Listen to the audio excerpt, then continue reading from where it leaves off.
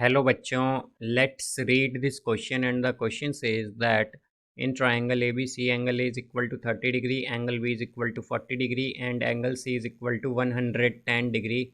The angles of the triangle formed by joining the midpoints of the sides of this triangle are. Now let's see the options. Option A 70 degree, 70 degree, 40 degree. Option B 60 degree, 40 degree, 80 degree.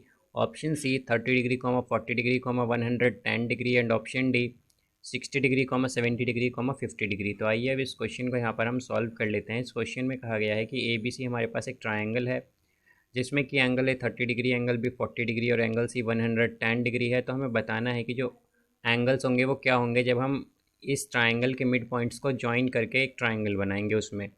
तो यहाँ पर हम की concept use करेंगे, concept that in parallelogram. तो parallelogram में क्या होता है, हमारे पास अपोजिट एंगल्स जो होते हैं, अपोजिट एंगल्स वो इक्वल होते हैं, अपोजिट एंगल्स आर इक्वल। अब यहाँ से हम अगर देखें तो हमारे पास एक और थ्योरम होती है, वो होती है mid point theorem. Mid point theorem. तो इस थ्योरम के अकॉर्डिंग हमारे पास क्या होता है कि अगर हमारे पास एक ट्राइंगल हो, लेट्स सपोज ये एक ट्राइंगल है हमारे पास, पी क्यू आर हम मान लेंगे इसे।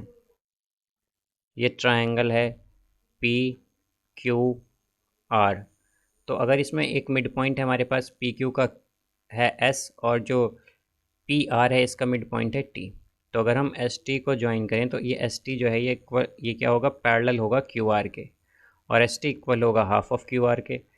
तो यहाँ से अब अगर हम देखें ये क्यू आर के हाफ ऑफ क्यू आर के इक्वल होता है एस टी। तो यहाँ से अब अगर हम देखें कि हमसे क्या कहा गया है कि हमारे पास एक ट्राइंगल है ए बी सी। तो यहाँ पर हम एक ट्राइंगल ले लेंगे ए बी सी। अब इसमें हमारे पास क्या है कि इसे हम मानेंगे ए, ये बी और ये सी। अब यहाँ पर ए का जो एंगल है वो है हमारे पास 30, बी एंगल बी हमें गिवन है यहाँ पर 40 और एंगल सी हमें गिवन है 110 डिग्री, 110 डिग्री। तो अब अगर हम मिड पॉइंट्स को ज्वाइन करें इनके, तो बी सी का मिड पॉइंट हम ले लेते हैं, लेट्स सपोज डी।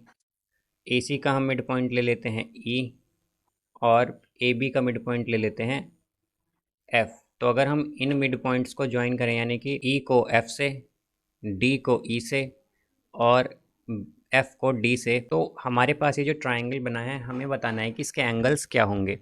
अब जैसा कि हम जानते हैं कि हमने की मिड पॉइंट थ्योरम में क्या देखा यहाँ पर कि मिड पॉइंट थ्योरम के अकॉर्डिंग अगर एस टी को हमने यहाँ पर, ये एस टी क्या है, ये हमने एस टी जो है मिड पॉइंट को ज्वाइन करके बनाई है किस किस के, एक तो पी क्यू के और एक पी आर के। तो ये क्या हो गया जो, तो ये तो फिर क्या था हमारे पास कि जो एस टी हमने जब बनाई थी ये तो जो थर्ड साइड है ट्राइंगल की उसके पैरेलल आई थी।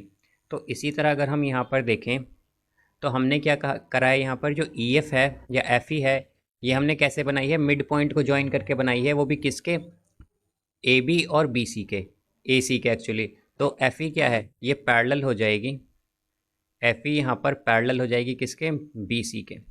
इसी तरह अगर हम देखें तो ई डी जो है हमने कैसे ड्रॉ की है, मिड पॉइंट को ज्वाइन करके बनाई है यहाँ पर ई डी भी। तो ये किसके पैरेलल होगी, थर्ड साइड ऑफ ट्राइंगल के यहाँ पर, यानी कि डी ई जो है ये पैरेलल हो जाएगी हमारे पास ए बी के, ए बी के यहाँ पर। या फिर हम ये भी कह सकते हैं कि जो हमारे पास ये ई एफ है ये किसके पैरेलल होगी, ये पैरेलल होगी डी ई यहाँ पर पैरेलल होगी बी एफ के, बिकॉज एफ क्या है, ये लाई करता है हमारे पास ए बी पर। तो अगर ये ए बी पर लाई करता है तो अगर हमारे पास डी ई पैरेलल है ए बी के तो ये ऑल्सो पैरेलल होगी किसके, एफ बी के। अब इसी तरह अगर हम देखें तो हमने एफ डी जो है ये कैसे, ये एफ डी जो है ये मिड पॉइंट्स को ज्वाइन करके बनाई है। तो ये क्या होगी, एफ डी यहाँ पर पैरेलल हो जाएगी हमारे पास ए सी के, और अगर ये ए सी से पैरेलल है तो ई क्या है, ये पॉइंट है हमारे पास ए सी पर, ई जो है ये क्या है, पॉइंट है ए सी पर। तो ये ई सी के भी पैरेलल होगी हमारे पास, ये ई सी के भी पैरेलल होगी। अब यहाँ से अगर हम देखें तो हम अगर कंसीडर करते हैं quadrilateral B D E F. तो बी डी ई एफ क्या है, अगर हम यहाँ पर देखें तो बी डी ई एफ में हमारे पास जो डी ई है ये किसके पैरेलल है, बी एफ के। जैसा कि हमने यहाँ देखा था कि डी ई क्या है, ये पैरेलल है एफ बी के या बी एफ के।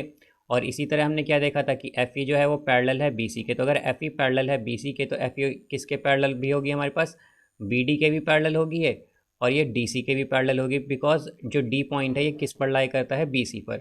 तो यहाँ से हम देख सकते हैं कि एफ ई किसके पैरेलल है, यहाँ पर एफ ई पैरेलल है बी डी के। तो हम क्या कहेंगे कि हमारे पास जैसा कि हम देख सकते हैं एफ ई पैरेलल है बी डी के, और हमारे पास यहाँ पर जो बी एफ है, या हम कहें कि एफ बी है, वो किसके पैरेलल है, वो डी ई के पैरेलल है, जैसा कि हमने देखा था।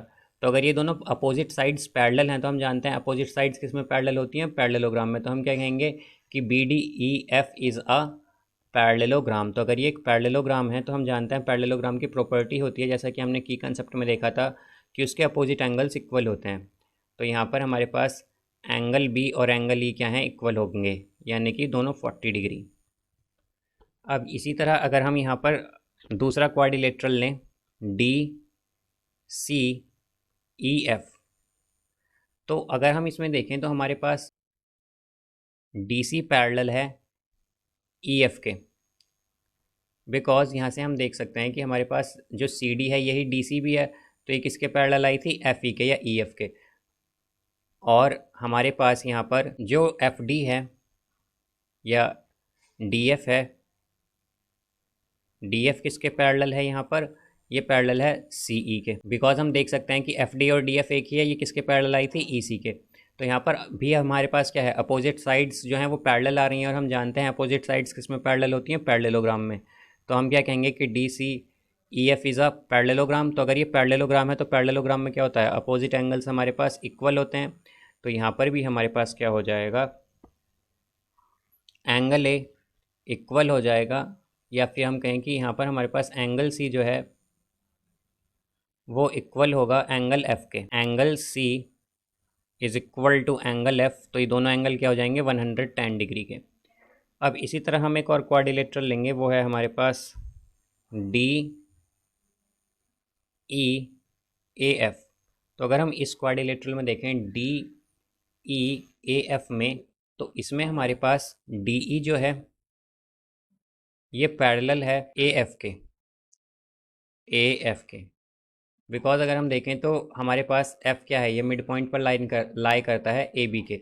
और हमारे पास क्या आया था कि ए बी पैरेलल थी डी ई के। तो अगर ए बी पैरेलल है डी ई के, तो हमारे पास जो ए एफ है वो भी किसके पैरेलल होगा, डी ई के। तो यहाँ पर डी ई पैरेलल है ए एफ के, और हमारे पास जो एफ डी है, एफ डी भी क्या है, वो भी पैरेलल होगा यहाँ पर ए ई के, ए ई के। बिकॉज हमारे पास क्या आया था कि जो एफ डी है वो किसके पैरेलल आई थी, ए सी के। तो अगर एफ डी पैरेलल है ए सी के, तो हम क्या कहेंगे, ई लाई करता है ए सी पर, तो इसलिए हमारे पास एफ डी ए ई के भी पैरेलल होगी। तो अगर अपोजिट साइड्स हमारे पास पैरेलल हैं यहाँ पर, तो हम क्या कहेंगे, D E A F is a parallelogram. तो ये हमारे पास एक पैरेललोग्राम है, और हम जानते हैं कि पैरेललोग्राम में अपोजिट एंगल्स इक्वल होते हैं। तो हमारे पास एंगल डी इक्वल होगा एंगल ए के, यानी कि दोनों एंगल 30 डिग्री के होंगे। तो यहाँ से हम देख सकते हैं कि हमारे पास एंगल्स क्या क्या आए हैं, एक एंगल आया है 40 डिग्री, एक आया है 110 डिग्री, और एक एंगल आया है 30 डिग्री।